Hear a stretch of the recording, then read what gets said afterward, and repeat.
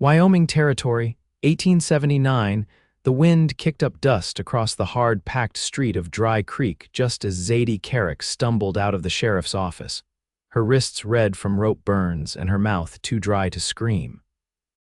The drifter had dragged her there at dawn, shouting about a debt her late father owed and how he meant to collect it with her hand in marriage. The townsfolk gathered, some wide-eyed, some pretending to be busy. No one stepped forward when the drifter brandished his pistol, waving it toward the preacher and shouting that the ceremony would happen now, or bullets would fly. Zadie's voice cracked as she said, "You cannot force me." But the drifter shoved the barrel of his gun against the preacher's ribs. "You saying your daddy's word does not count. He promised you to me. I am just here to collect." Her father had been dead 6 months. He never promised anything, but the drifter Conrad Beck was not the kind of man who needed truth to justify violence. Zadie's hands shook as she stood on the wooden steps of the chapel. Her pale blue dress was stained from the dust, her boots scuffed, hair falling loose from its pins. Her heart pounded, but she did not cry. She would not give this man that. "Say the vows," Conrad ordered. The preacher's hands trembled. "Son, this is not, do it." Before the preacher could speak again, there was a sudden voice from the edge of the crowd, low and even but cutting clean through the tension. "She is already spoken for." All heads turned. A tall man stepped forward, broad-shouldered and sun-tanned from days in the saddle. He wore a dusty trail coat, a faded red bandana around his neck, and his hat shadowed his face until he stopped in front of Zadie. Then she saw him clearly, Elijah Dawson. He had a quiet gaze, steady as the earth, and the worn lines around his eyes said he knew about loss. Zadie recognized him. He owned the prairie ranch outside town. She had seen him only once before, when he came through Dry Creek to trade horses. He had nodded at her then, polite and brief. Now he looked at Conrad like a man deciding whether a rattlesnake was worth stomping. "What did you say?" Conrad snarled, moving his gun toward Elijah. "I said she is spoken for," Elijah repeated, not even glancing at the weapon. "She is mine." Zadie stared at him, her breath caught. "What are you doing?" she whispered. Elijah's eyes flicked to her, softening. "Trust me," Conrad laughed, bitter and sharp. "By her father's word, she belongs to me. She is not cattle. She gets to choose," Elijah said calmly. "And she will choose me." Zadie's heart thudded loud enough she thought the whole town could hear it. Elijah stepped closer between her and the gun, shielding her like it was the most natural thing in the world. "Back off," Conrad warned, but he was blinking now, uncertain. "You think I will just walk away? If you want to test me, go ahead," Elijah said, voice steady. The silence dragged. Then, slowly, Conrad lowered his gun. He looked at the gathered faces, none friendly now, and finally spat on the ground. "She is not worth the bullets," he muttered, then turned and pushed through the crowd. Zadie swayed, her knees weak. Elijah caught her gently by the elbow, holding her upright. "You all right?" he asked. She nodded, though her hands were trembling. The preacher cleared his throat. "Well, this is a fine mess." Elijah looked at Zadie again. "I did not mean to lie, not really. I meant what I said." She blinked. "You do not even know me." "I know enough. You were ready to face a bullet rather than marry a man like that. That tells me plenty." Zadie searched his face. "You would marry me, for real, if you will have me." The crowd had begun to drift away, murmuring. The sheriff gave a nod of approval and turned back inside. The preacher stayed, waiting. Zadie looked down at her hands, then at Elijah's.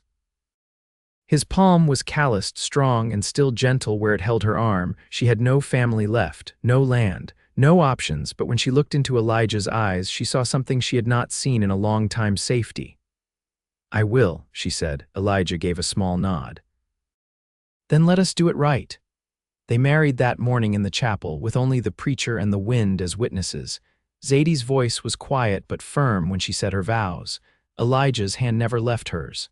Afterward, he helped her onto his horse, and they rode out of Dry Creek together. The ranch was a long ride out across the plains, tucked against the hills where the grass rolled for miles. Elijah did not say much, but he gave her his coat when the wind picked up, and when her hands got cold, he took one in his and did not let go. By the time they reached the ranch house, the sun was low. It was a modest-place wooden porch, smoke curling from the chimney, a worn fence circling the corral. Inside it was warm, simple, clean. Elijah poured water into a basin and handed her a towel. "You can take your time," he said. "There is stew on the stove, I will keep it hot." Zadie stood in the doorway watching him. "You are kind," he shrugged. "I just did what was right." No one else did. He looked at her, something unreadable in his eyes. "You deserve better than what that man tried to do," Zadie nodded. Her voice thinned. "Thank you." Elijah stepped forward slowly, brushing a loose strand of hair behind her ear. "You are safe now." She did not pull away. That night she lay on the bed he had offered her, listening to the wind whistle through the eaves. The house creaked, the stove popped. And somewhere in the next room, Elijah moved, his footsteps careful, quiet. She closed her eyes and let herself breathe easy for the first time in months. Out on the porch, Elijah sat with his rifle across his knees, watching the dark hills. He had not planned on marrying. He had not thought himself the kind of man a woman might need. But tonight, with Zadie asleep under his roof, something settled in his chest like a promise. He would keep her safe. He would never let anyone hurt her again. And if she ever looked at him with love in her eyes, he would be ready to give her everything. The first morning on the ranch broke with a gray hush and the soft rustle of cottonwood leaves stirred by the wind. Zadie stepped out onto the porch barefoot, Elijah's coat still draped over her shoulders. The boards beneath her feet were cool, dew-slick, and the distant hills wore a thin veil of mist. She didn't speak, only watched the horizon as light bled slow and gold behind the ridgeline. Elijah came from the barn carrying a pail of milk, sleeves rolled past his elbows, dust clinging to his trouser cuffs. He set the pail down, wiped his hands on a cloth hanging from his belt, and offered her a nod. His eyes didn't linger, but something in the way he moved, measured, unhurried, settled her nerves. "You sleep all right?" he asked, not pressing. She wrapped the coat tighter. "Took a while." He nodded once, then picked up the milk and carried it inside. She followed, careful not to track dirt across the floor. The kitchen smelled faintly of ash and something warm, and the kettle on the stove let out a soft sigh of steam. "You need help with anything?" she asked, arms crossed beneath the coat. "Only if you want to." "There's bread to slice, or I can see to it. I'll do it." He handed her a small knife and a round loaf wrapped in cloth. She set to work, fingers steadying the crust as she cut careful slices. He watched her hands a moment, then turned to strain the milk into a crock. "I'll ride into town this afternoon," he said. "Need to put in an order at the mercantile, and let the sheriff know you're under my roof now." "Will he care?" she asked without looking up. "Not the caring sort, but he keeps a ledger." "Might as well have it in writing." She nodded, then set the slices on a tin plate. "You've lived here long, 7 years this fall. What brought you?" He hesitated, then poured the last of the milk. "War ended, and I didn't want to go back to Missouri." "Too many ghosts there." Zadie met his eyes. "I know about that." He gave a small grunt, not unkind. "You ever work land before?"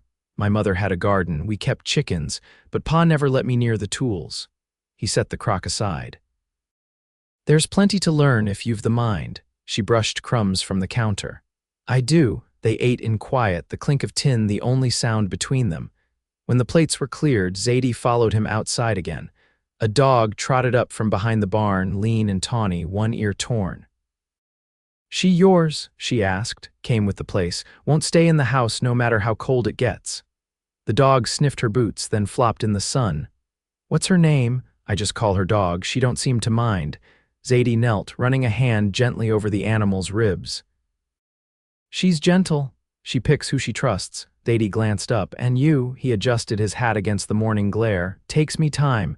She stood, brushing dust from her dress. "I'll sweep the porch." He looked at her then, not surprised, just thoughtful. "Brooms by the door." As she worked, he saddled the mare and rode out toward town. She watched him disappear past the cottonwoods, then turned to the task at hand. The rhythm of brushing dust into neat piles steadied her. She found a bucket, scrubbed the steps, and rinsed the rag in the pump out back. Inside, she folded the coat and laid it across a chair. The house was plain but well tended.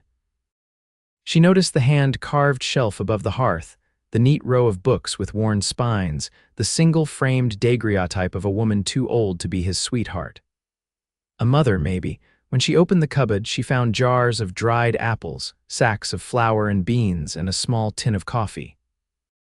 Everything in its place, nothing wasted. By the time Elijah returned, the sun had climbed high and the porch looked swept clean. He dismounted, leading the horse to the trough, then glanced toward the house. "You didn't need to do all that," he said. "I wanted to." He leaned against the post, arms folded. Town was quiet. Conrad's gone by the sound of it, left before sunup, headed west. She didn't answer right away. Then, good, he watched her a moment longer. "I brought a few things from the mercantile. Thought you might like to pick what fabric you want for a proper dress." Her breath caught. "You didn't have to, I know." She stepped forward, the ache behind her ribs loosening a little. "I'd like that." He reached into his saddlebag and handed her a folded bundle of calico swatches, blues and earthy reds, soft grays. Her fingers brushed his as she took them.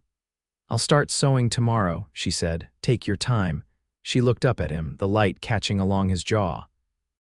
"You're not what I expected." He raised an eyebrow. "What did you expect?" "I don't know, not this." He gave a quiet laugh, low and warm. "Neither did I." That night she sat by the hearth sewing a hem, and Elijah read from a book with the spine cracked and softened by use.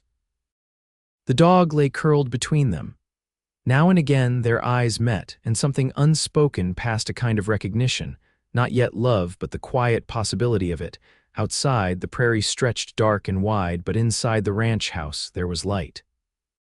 By late spring, the cottonwoods along the creek had leafed out in full, their green shimmering under a wide Wyoming sky.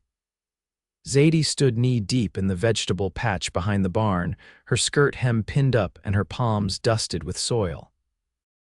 She was coaxing stubborn rows of turnips into some kind of order, the sun warm on her back and the ache in her shoulders strangely satisfying. Elijah's voice reached her from the edge of the corral. "You've got a knack for growing things." She straightened, brushing her hands on her apron. "I think it's just the rain, nothing I've done." He leaned on the fence, a length of rope coiled in one hand. "Still, looks better than last year's crop, and that's saying something." She shaded her eyes. "You plant by the moon." "I follow the almanac mostly." "My father believed in signs, but I never had much patience for them." She lifted a brow. "What did he believe they meant?" "That the shape of the crescent could tell you whether roots would take or not, said a downward moon pulled things into the earth." She rested her weight on one hip. "Sounds like he thought the land listened." He did. Never said it outright, but you could see it in how he walked fields, like he was asking permission. Zadie looked back at the rows. Maybe he was right. Elijah didn't argue. He just ran the rope through his fingers, quiet a moment. "Then I was going to head up to the north pasture after dinner. Calf's gone lame, needs checking." She nodded. "I can ride with you." He hesitated. "It's rough going up that way." "I don't mind." He studied her a second longer, then gave a short nod. "Saddle the smaller mare. She'll handle the slope better." By the time they reached the pasture, the sun hovered low behind the hills, casting long shadows across the ridgeline. Zadie's hands were calloused now, her seat steadier in the saddle. The trail narrowed between outcrops, the air sharper. The calf hobbled near the edge of the herd, favoring one leg. Elijah dismounted, moving slow to keep from startling it. Zadie held the reins quiet, watching how he crouched beside the animal, his hand firm on its hide, murmuring something she couldn't quite hear. He stood after a minute, brushing his palms on his trousers. "Split hoof, needs wrapping, but it'll heal." She swung down, leading the mare closer. "You always know what's wrong just by looking?" "No, I used to guess wrong more than right. Time teaches you." Zadie stepped beside him. "You had someone show you, my brother. He worked cattle before the war, didn't come back." She didn't ask how. Instead, she said, "I had a sister once, younger, took sick one winter." Elijah glanced at her, and for a moment neither spoke. Then she knelt beside the calf, pulling a strip of cloth from her saddlebag. She wrapped its hoof the way he'd shown her on another calf weeks earlier, hands sure. When she finished, Elijah handed her the lead rope. "You're better at this than you think." She tied the knot the way he'd taught her. "I don't think I'm good yet, just learning." "That's enough." They rode back slow, twilight stretching across the land, the air cooling against their skin. Zadie's dress flapped soft against her boots, and Elijah's shoulder brushed hers now and again as the horses walked close. At the edge of the property, she glanced toward the ridge. "There's a place up there, flat stone. I saw it last week when I was taking water to the fence line." He followed her gaze. "It's quiet up there. I go sometimes when the world's too loud. Will you take me sometime?" He nodded. "Come morning if you like." They rode the last stretch in silence, a comfortable one. When they reached the yard, the dog trotted out from the shadows, sniffing their boots, then loping toward the barn. Inside, Zadie lit the lamp while Elijah stoked the fire. She set the kettle on the stove and reached for 2 mugs. He leaned near the hearth, watching the flame catch. "Didn't think you'd want to stay first few days." She poured hot water over dried Rose's hips. "I didn't know what I wanted." He looked up. "And now," she turned, holding out a mug. "Now I'm not thinking of leaving." His fingers brushed hers as he took it. "That's enough for me." The wind picked up outside, rattling the shutters. Zadie moved to the window, watching the trees bend soft in the dark. "Elijah," he looked up. "You said your brother worked cattle. Was that what you wanted too?" He sipped from the mug before answering. "Didn't think about wants much back then. There was land. There were mouths to feed. I followed what was needed." She leaned against the frame, the warm light catching the curve of her cheek. "Do you ever think about it now?" He met her eyes. "More often lately." She didn't reply, but her gaze held his, steady as a tether. Later, after the fire had burned low and the lamps were out, Zadie lay beneath the quilt in the room that had slowly begun to feel like hers. She listened to the quiet weight of the house, the creak of timber settling, the distant lowing of cattle. Then she heard his footsteps, slow and measured, moving past her door. She rose, bare feet silent on the floor, and stepped into the hallway. He turned when he saw her, his voice low. "Couldn't sleep," she shook her head. Something felt unfinished. Elijah came closer, not touching her, but near enough that she felt the warmth of him. Her voice was barely above a whisper. "I didn't marry you because I had a choice that day. But I stayed because I made one." He held her gaze. "Then I'll never ask for more than you're willing to give." She reached out, fingers brushing his. "What if I want to give more?" He didn't answer with words. He lifted her hand to his chest, holding it there, his heartbeat steady beneath her palm. Her breath caught not from surprise but from the quiet certainty in his touch. They stood like that for a long moment, the dark wrapped around them like a promise. The ridge above the ranch was steeper than it looked from the yard, but the trail was dry and their horses picked their way without complaint. Zadie rode ahead, her braid tucked beneath a kerchief to keep the wind off her ears. Elijah followed close behind, the reins looped loose in his hand, gaze steady on the trail and the woman riding just ahead of him. The sky stretched wide and cloudless, the kind of blue so deep it made the land feel endless. When they reached the flat stone she'd mentioned, Zadie dismounted without waiting for help, stepping out onto the ledge. The wind tugged at her shawl as she looked out over the valley below.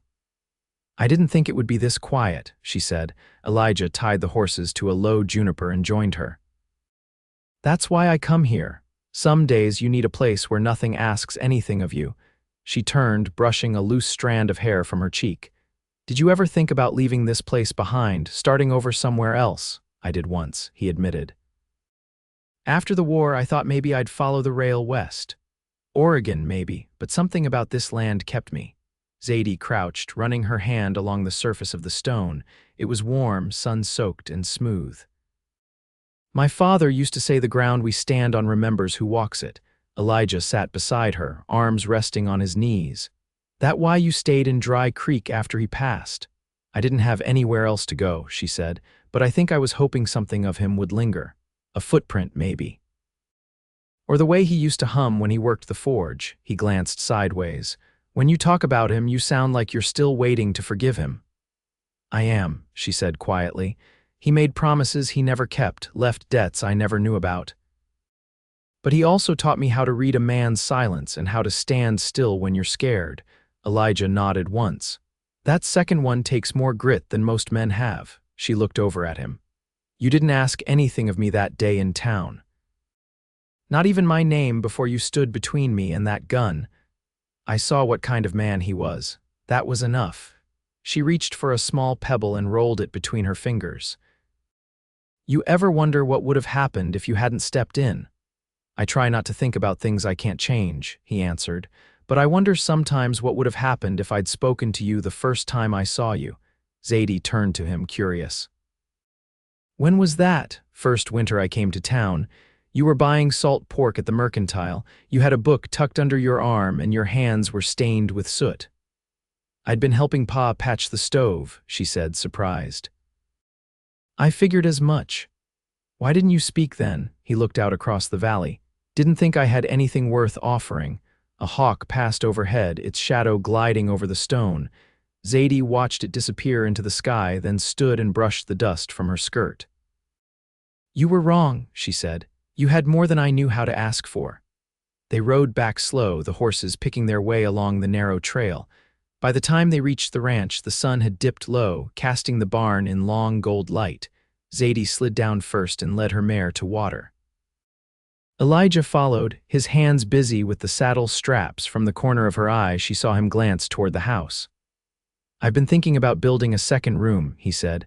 Off the back, facing the cottonwoods. Zadie looked up. For what? For you, if you want your own space to sew.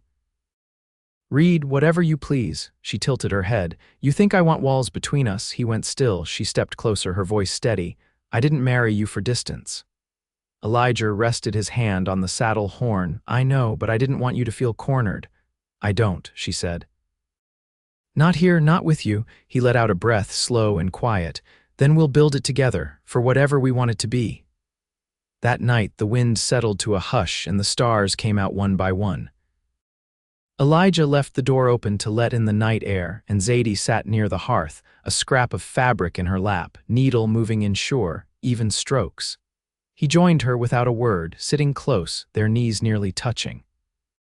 She passed him the finished square, a rough patch of quiltwork stitched with a single wildflower. For your mother's shelf, she said. He took it, fingers brushing the edge. She'd have liked you. Zadie leaned against his shoulder, the weight of the day slipping from her bones. I'm glad I stayed, she said. His reply came soft but certain. So am I. The last frost broke in early May, leaving behind patches of thawed earth that smelled of roots and renewal. Zadie rose early that morning, not from habit or obligation, but because the light creeping through the window pulled her gently into the day. The scent of damp pine drifted in through the open shutters, and somewhere beyond the cottonwoods, a meadowlark began to sing. She found Elijah outside, crouched near the foundation posts he'd sunk 2 days earlier. His shirt hung loose against his back, collar open, hands coated in sawdust as he measured the timber for the first wall frame.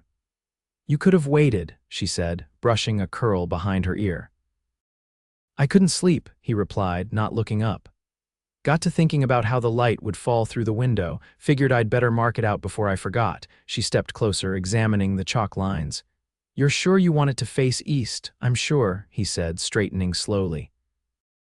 You rise early, seemed right. Zadie smiled, but didn't say so. Instead, she stepped barefoot into the dirt and began collecting the smaller boards without being asked.